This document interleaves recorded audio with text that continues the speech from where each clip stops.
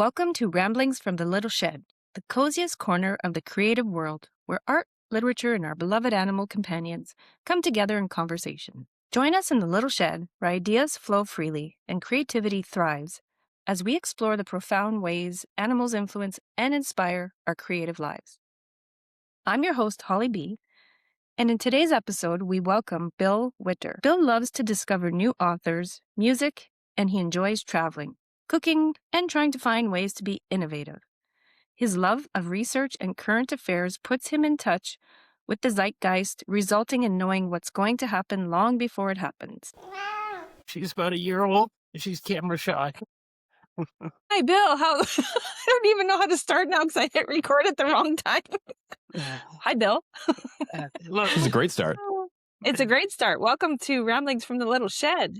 Hello. Yeah, Maple, we have matching collars right now. We had another dog previous. She passed away last year, about a year and a half ago. Her name was Coco, and she was a nice piece of our family. And then, when your fur babies die, they leave a big hole. And she, it's really hard to get back onto it again. And then, you just get one question like that. And it's like, oh, okay. Yeah. And Maple's good. Well, I think people choose to go either way, right? They do the I'll never get a dog again, or they fill the hole with another dog or cat or pet, or my goodness, Maple is super duper cuddly. Is she always like that? She seems so really, really anxious right now. It's weird. I guess because She's camera shy. maybe hear other voices and she doesn't know where they're coming from. Mhm. Yeah. It's like, what's going on? Yeah. And you scooped me out of my bed when I was when I was having a nice nap. You can put her back if you want. Purple is a color in the household. You could go through our house and there'd be all kinds of purple things, reminders, shirts or T-shirts or accessories, pictures, that kind of stuff. So, and not quite guitar. I think it's our version of Buffalo Plaid. Yeah, yeah, that's right. But you should see, growing up, I'm not with mom anymore, but our house, just everything, blankets, socks, tablecloths, dog collars as well. You did have the plaid dog collar. There you go. Now, is it plaid as in tartans? Like when I was growing up as a kid, I had the boots, and I had the red and black plaid. I think my color was white and black. Holly here has an obsession with Buffalo Plaid specifically. If I may call you out for a moment, I have the obsession too, so I'm not really calling you out. It's just the red and the black one. Well, what I love about Buffalo Plaid is it comes in so many colors now, but I'm the classic, That's right. but Yeah. anyways. So Bill, Maple is with you now. Can you tell us a little bit about how you think either Maple or animals or any of your pets have influenced your creativity, or maybe is it another facet of your life? Well, for sure. I think as is kind of a very.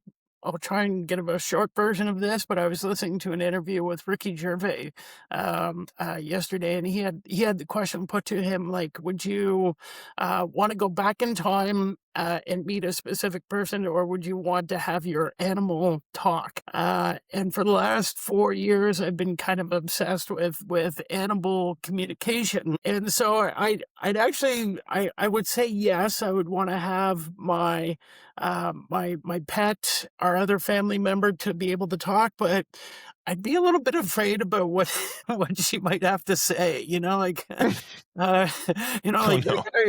That guy's just around in his pajamas all day. He works from home, and he pretends to write, and he's playing video games and that kind of stuff. So. Well, she'd have some cool stories to tell him. Just thinking about what our dogs would say about me now. Probably the same thing. Yeah, that's right. It's a funny question, right? Because it gets you thinking. But I think the bigger question is, it was the inspiration. That question was the inspiration with my first book, which is Extinction Event. Which is where an artificial intelligence learns how to communicate with animals and the animals tell this artificial intelligence, which is now sentient, that the humans need to back off.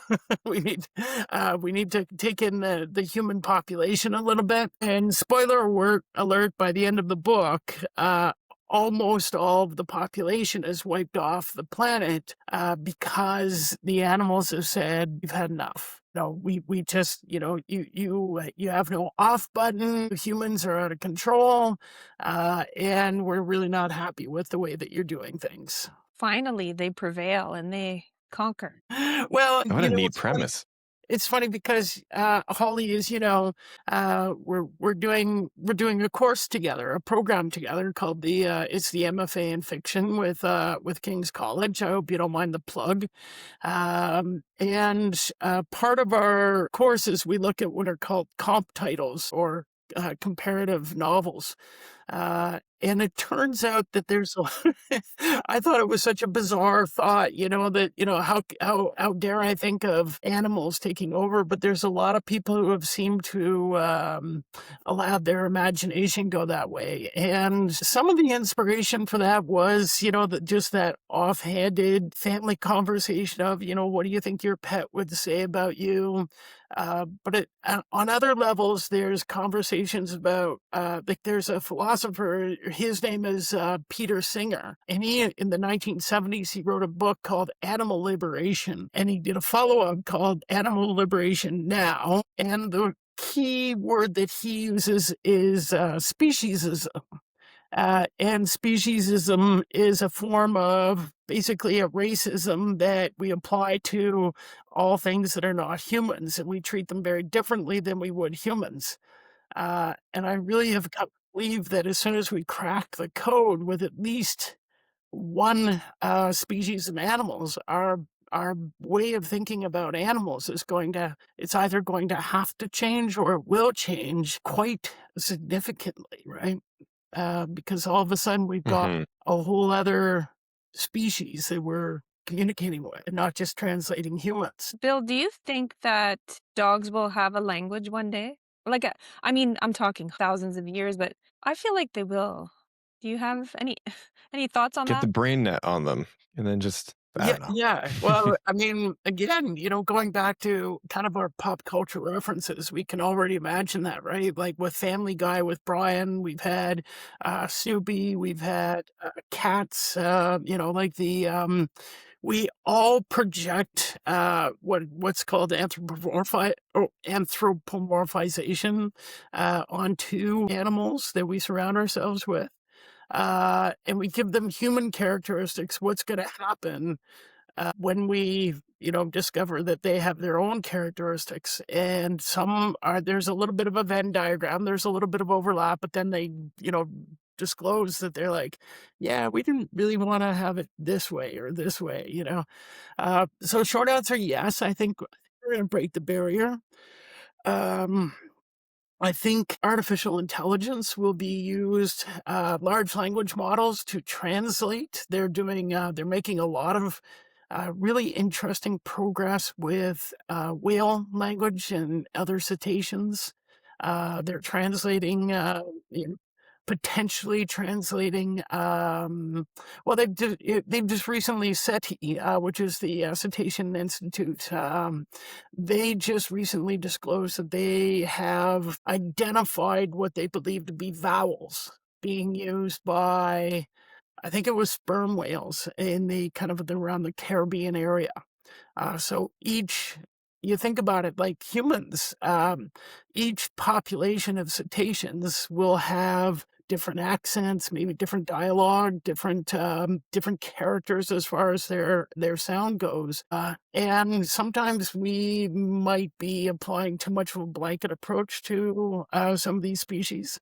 So the narrower they get, and the more closely they're able to define within a species, the more likely I think it is that they'll be able to find a translation. And then if they get a translation for one, maybe that'll start to really mushroom very quickly into translation of different species of animals. So it could be quite soon that we start seeing that. I need to do a deep dive. on this apparently. This sounds amazing. I love hearing about actual cool, great uses of large language models. Yeah, well, not another shameless plug, but yeah, like I really did. Please do. I did the deep dive, Rogan, and it was really cool. The inspiration of that started with during COVID. I wrote. I was in lockdown like millions of other people. And I do well with isolation. I've been working from home for 20 plus years.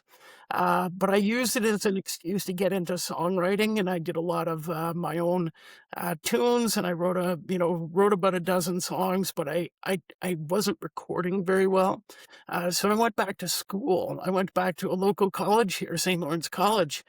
And I did a recording program, and I learned a little bit about the recording, but I learned a bigger picture on things that I would call the biophony, which is that kind of that entire range of animal sound that we sometimes hear and sometimes we don't. The human hearing range is actually very narrow. Mhm. Dolphins communicate at ranges that are about 20 times what we can hear. So they're making these sounds, these noises that we can't even hear. And same with other animals that use ultra low frequencies, like elephants or whales. Mhm. They might be using frequencies that are below our hearing range that would actually damage our hearing if we tried to listen to them in a different environment. So that whole prospect of animal communication it was kind of thrown in my face when I was doing this program. And about 3/4 of the way through the program, and it's like, I'm going to write a book about this. and it became this book.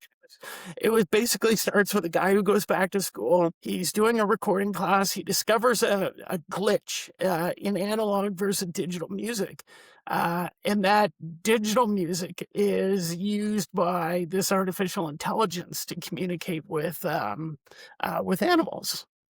And so it just kind of landslides from there, and that becomes kind of the essence of the plot driver with this story. That is such a neat, just like place of inspiration for a story. You going back to those courses and learning Yeah. all of these things with animal communication. That's amazing.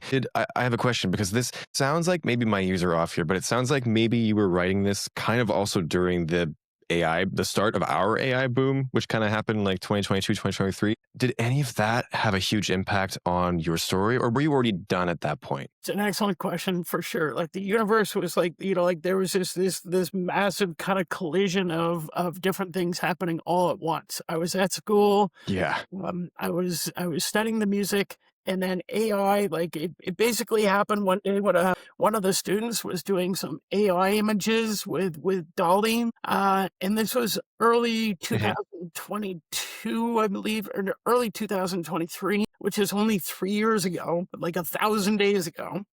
And the images were so primitive, they were so basic, and so like, what are you trying to do? Like, you're trying to create a face, but it just looks like a mud jar or something, but I was still very intrigued by it. And so the theme of the AI became very up in terms of one of the key ingredients. The other theme was this guy that I was reading about as one of the essays that I did for my recording class, and I eventually did an installation art piece about him.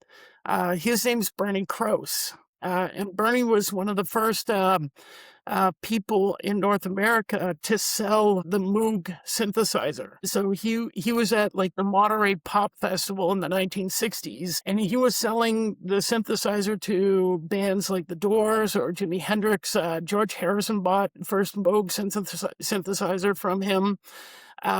And then he did a record about how to record Moog synthesizers. And then he just completely did a 180, and he went out to the field and he started recording animal sounds.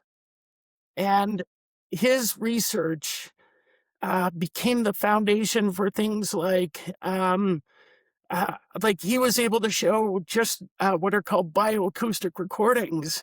He was able to show that frog populations dropped off precipitously when the U.S. Air Force had patrol flights over a certain area. And so he basically convinced the Air Force to reduce at certain times so that the breeding schedule for the frogs could go, normally and, kind of uninterrupted when the flights were going, happening. So they changed those flight patterns. And then they saw an explosion in this frog population. So he did all kinds of things like that. Wow. He's still alive, but he's in his late 80s. But highly, highly influential as far as this whole concept that we're only hearing a fraction of what is happening out there, and we also don't know how the sounds of certain things that we create affect different populations of animals and species. Like we see the heartbreaking stories about a whole pod of dolphins that wash up on the shore or something, and we kind of have our suspicion about what's causing it, like things like sonar. Sonar, what very little I've read, is like basically putting a stick of dynamite beside the head of the dolphin. Oh yeah. It would just drive them totally bonkers, totally crazy. And it totally, and because they live off echolocation, it would just, totally throw them off. And of course, either their navigation gets thrown off or their sanity gets thrown off or a combination of both. And they just say, "Forget it, we're out of here." Have you, within all of this research and deep dive that you've done, I've only just seen snippets of people recording tree trunks and the underbrush, like the mushrooms. And have you seen anything of that within your research as well? Or It's a good question because yes, I've seen it, but I've chosen not to be distracted by it. Because, at that point, like once you start going, like the mushrooms, for example, they emit kind of an electromagnetic signal that if you hooked up electric connectors to them, you would actually hear like all kinds of noises and basically music going on. There's depths to that part in the pun that, that mitochondrial layer about how much it feeds our planet. And it lends credence. It gets a little philosophical and a little kind of, like the, spiritual in the sense that you now have this kind of living earth, kind of situation happening. The more I dig, the more I'm like, I'm naturally a skeptic, and then I'm like, well, there's a lot going on that we don't understand. We're so compelled to, whether we're doing resource digging or resource extraction, deep sea mining, or taking apart the northern Ontario, and we're so quick to do that without really fully understanding the impact that it has on these other massive societies of living creatures. So it's it's a very potent question because I think if I went that route too, it'd be like, well, I might be a good thing. I might never eat again, but like all of these Yeah. living creatures that surround us. Being at the edge of being sentient, it's really a potent discussion about what we have on the planet. And the conclusion I constantly come to, for me, it seems to be the only logical conclusion is that we've got to do a much better job of shepherding the planet because there is no other planet that we know of that's like this one. So we have to get our act in ASAP. And the animals need us to do that. I agree. And, there's so many times when I diss social media or media in general, but in moments like these, when I do see those reels, posts, it educates me to something that I would have never otherwise known about. Even right now, you've educated us a ton on what's going on with sound. right? Yeah. And the animals. But let's shift over to who you are, Bill. And as the creative, we are in the same MFA program and we're getting through all these assignments and they're so much fun, aren't they? And we're loving it. Um, and we're loving it. Oh my, can't wait for the next one, which is pretty soon. But share with us. So we have your novel sitting in front of us, and shameless plugs are not shameless. We love to see it and hear it, and we'll certainly post about it. But what are you working? Yeah, there we go. Extinction event. Love the Beautiful cover, by the way. Yeah. Thank you. Thank you. What else are you working on right now? What I did finish this one, which was Mr. Kite was a book that I wrote 20 years ago. My wife and I, our son, we had just moved to London, Ontario. And that was basically when I started this whole, thought process of like, do I try and get a job back into the corporate world, which I'm ultimately really not well suited for, or do I stick to what I want to do, which is write? And I had this beautiful window of opportunity to take care of our son at the same time that I was doing writing and that kind of stuff while he was at school. So I wrote most of this book up until about from 2006 to 2008. The story takes place in 2008. Put the whole process on hold for at least 3 reasons. One is that I did create my own job, which was, in hindsight, probably not a great idea. I was working in the alcohol world, importing wines from different parts of the world. But it's a very, very challenging model. LCBO is very much like any other large retailer like Walmart. When you're trying to get product placement for a single product, it doesn't work. It took me a while to really figure I that can out. imagine, yeah. Yeah. The other thing is that self-publishing, you can see like this is a nice clean cut book and everything else.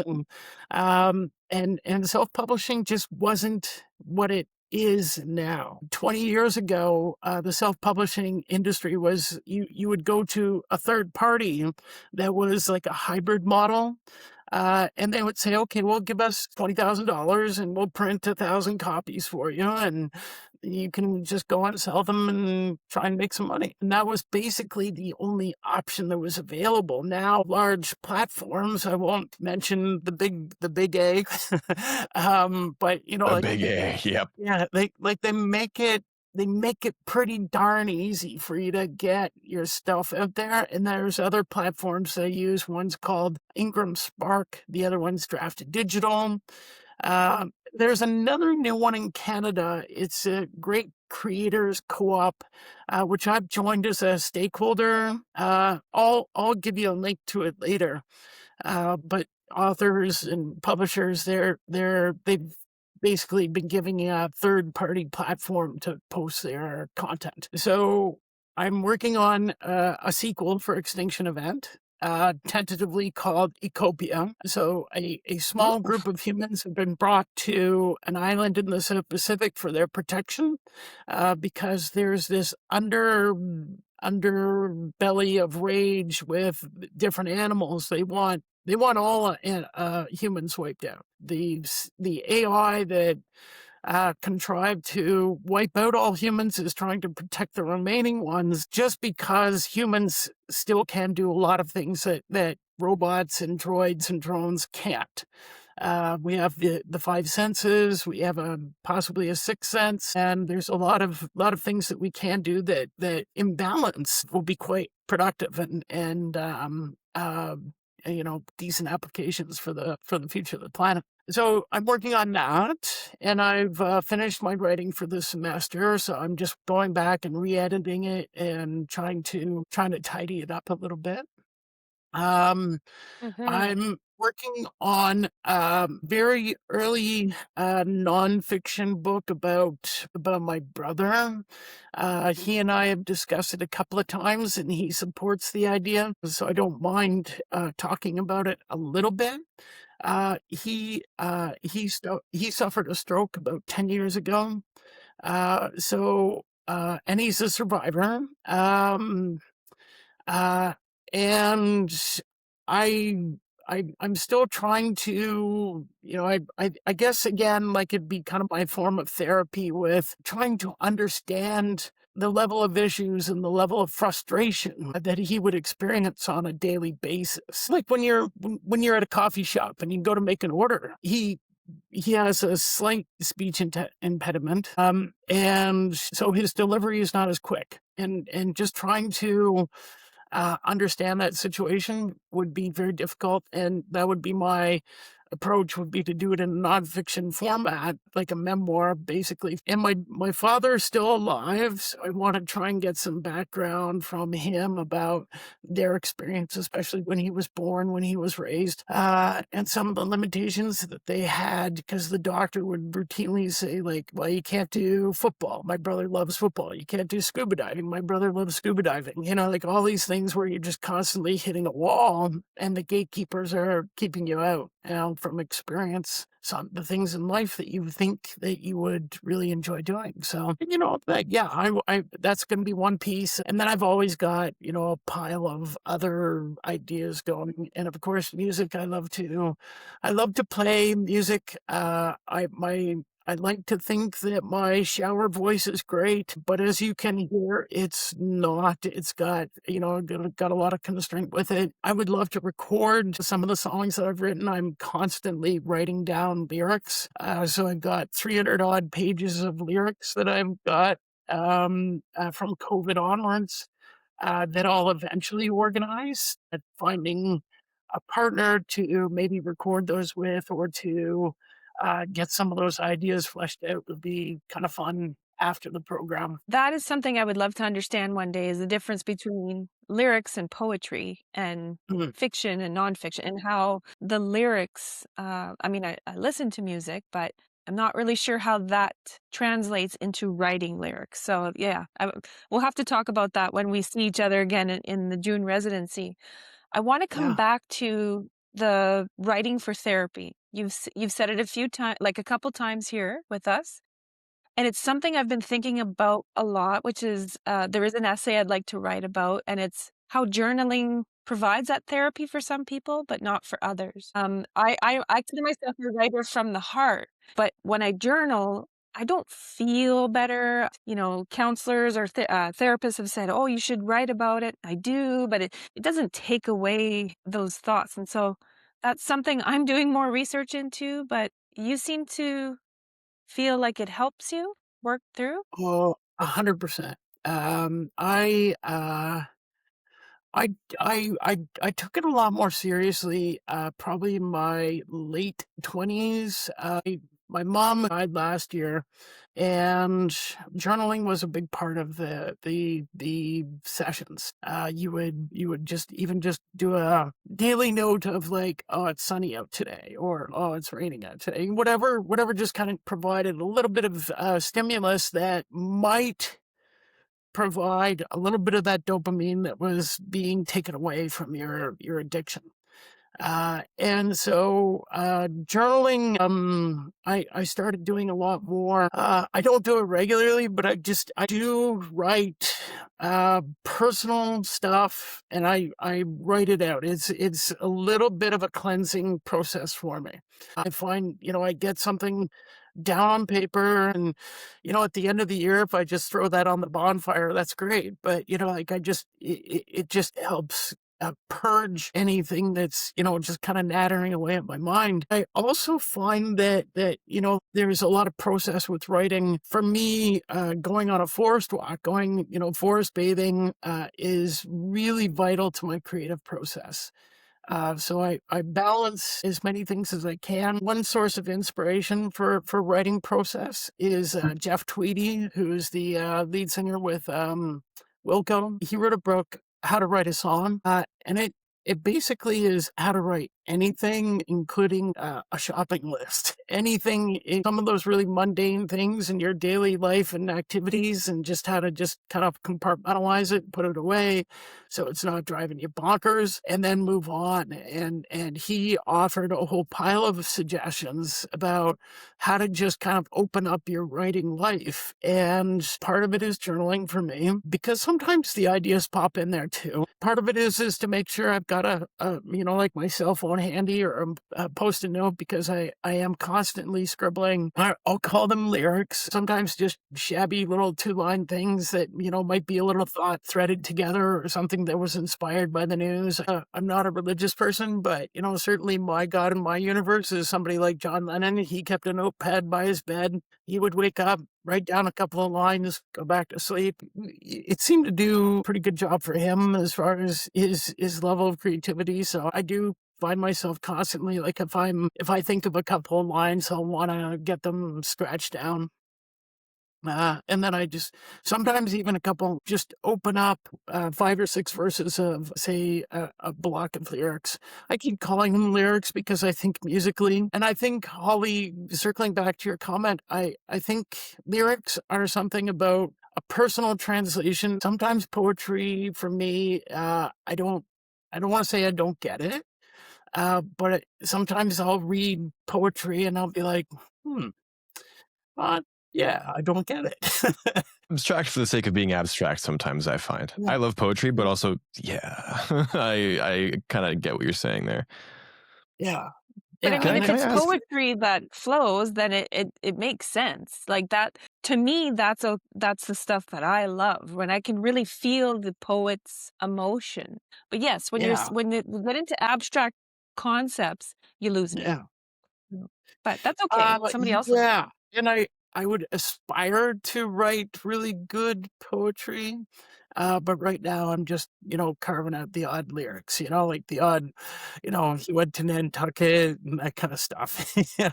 What you're describing is basically the only amount of writing that I do nowadays, because I don't really have a ton of time to sit down and work on like a huge project. And so whenever an idea or like an image comes into my head, I will write it down, and I will usually write it down in the context of music. I've played music. I've never actually composed any songs or written anything for a song, but that's kind of the framework that I've gotten into when it comes to writing, just like this, almost not simplified poetry, because I don't think lyrics are just simplified poetry, but kind of like this more flowing, like you said, version of Storytelling. it. Storytelling. Yeah. And so, Bill, can I ask, you mentioned, do you play instruments? I do, yeah. I'm mostly guitar, but I have on my Okay.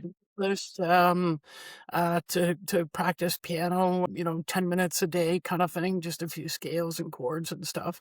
And I also would love to be able to play the mandolin. I mean, it would just Yeah. it would kind of look kind of funny beside me and be like I was standing there playing a toothpick because they're such tiny instruments, and I've got sausage fingers, so it doesn't quite work very well. But guitar is good. I like guitar because, again, living in isolation, I just wrote a blog article actually yesterday about Steve's Music Store. I don't know what Steve's Music Store is, but they were kind of a music hardware supplier center in Ottawa and Toronto and a couple of other places. They just recently closed all of their physical locations except for Montreal.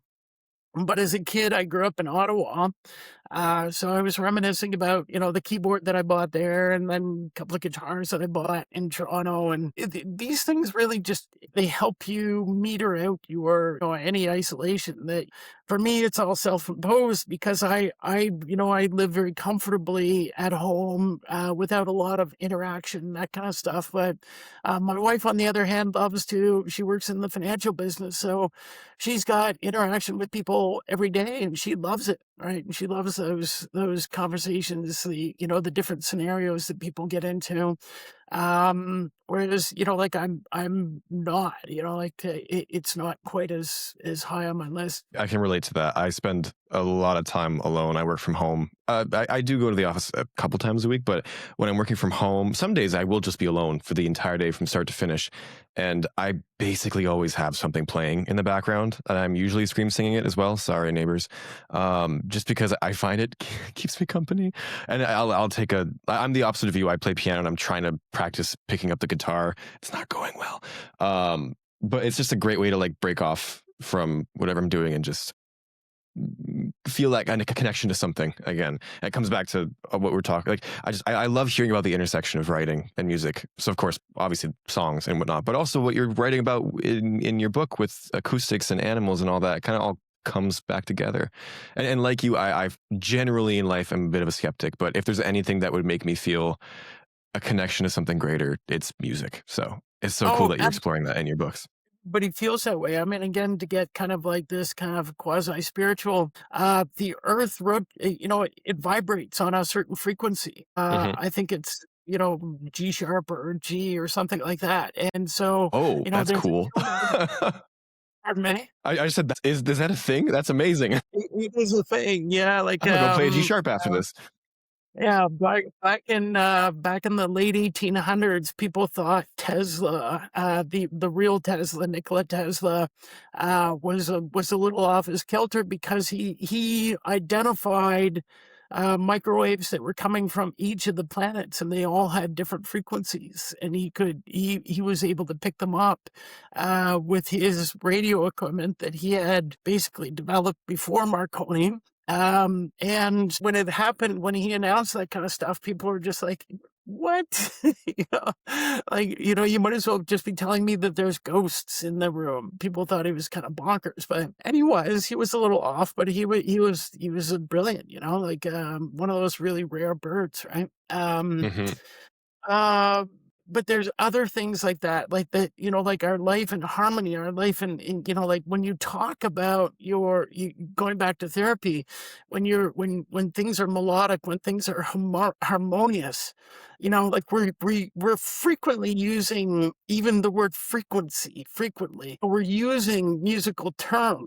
Right, we're so heavily laden with musical terms, we don't even know it. Even authors will cite the muses. I did this in my last essay. I had a little paragraph at the end, and I said, my ode to the muses is that I have this, this, and this. And Susan loved it. She's like, that's very cool.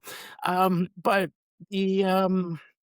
the other bit is that my way of doing that, I don't know if you're familiar with that idea, that concept of, doing an ode to the muses.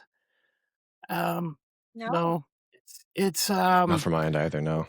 it's kind of a time-honored tradition with authors, like beginning of time. Like Homer did it with the Odyssey. Like they would do this kind of hymn to the muses, and they would say, like, give me inspiration, give me that flow of idea and thought that I can then translate out to my audience, kind of thing. I do that as well, but what I do, and here's a little secret about me, is that I write a chapter about one of my characters and their involvement with music and their love of music. And that's kind of my way of doing this kind of honor to the muses. And I just have this, and it's usually earlier in the book, but it's there. And I now it's not so secret, but I kind of hide it in there because it's one of those things where if it doesn't, then who cares? But if it does, then obviously it helps. So. Well, it brings you closer to your character mapping as well, and you get to know them better through the process.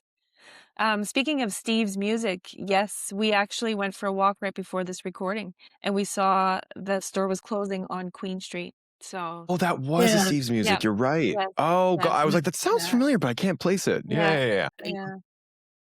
Yeah. Well, I can't believe that all this time has gone by. We've learned so much in very little time. I can't wait to pick your brain even more when we get to see each other at the residency. Really enjoyed it. Thank you. Oh, awesome, awesome. Well, we will see you in a few months, not that long. It'll be here. We'll be together again in Halifax, and we'll get to chat some more. Rogan, any Yeah. last Thanks so thoughts? much for being on. Truly, like, I'm going to go do so many deep dives. Thanks for sharing everything that you know on those topics. That's awesome. Great to meet you, Rogan. Thank you, Holly. Yeah. Take care. Yeah, it was great to see you too, Bill. Yeah. Chat with you soon. Thank you. Bye for now. Bye.